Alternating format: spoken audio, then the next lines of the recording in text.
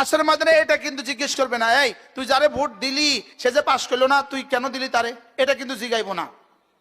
জিগাইবো তুই বেনামাজিরে দিলি কে। বলেন, এই তুই যে তারে ভোট দিলি, খন্তিমার কাছে ভোট দিলি, পাশ করলো না, এটা জিজ্ঞেস করবে কি? কি জিজ্ঞেস করবে বলেন? তুই জানতি সে চুরি করবে, তারে ভোট দিলি কে? তুই জানতি সে ডাকাতি করবে, তারে ভোট দিলি কে? তুই জানতি সে দুর্নীতি করবে, তারে ভোট দিলি কে? তুই জানতি সে রাস্তায় ইটের পরিবর্তে বালু দিব, তুই তারে দিলি কে?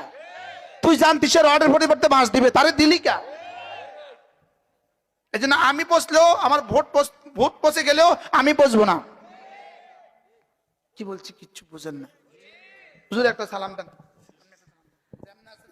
আসসালামু আলাইকুম রহমতুল্লাহ বরাকাতুহ। আলহামদুলিল্লাহ, হুজুরে মাটি দিয়েছেন।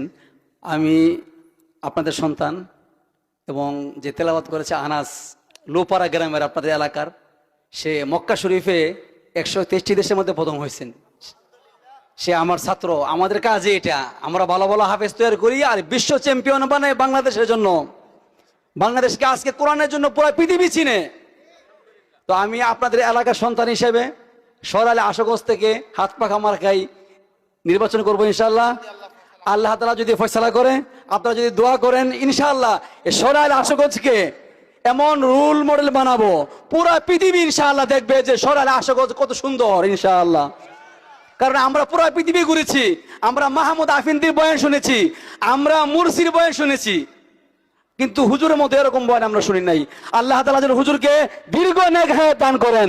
এরকম কোরআনের আওয়াজ আমরা খুব একটা শুনি না।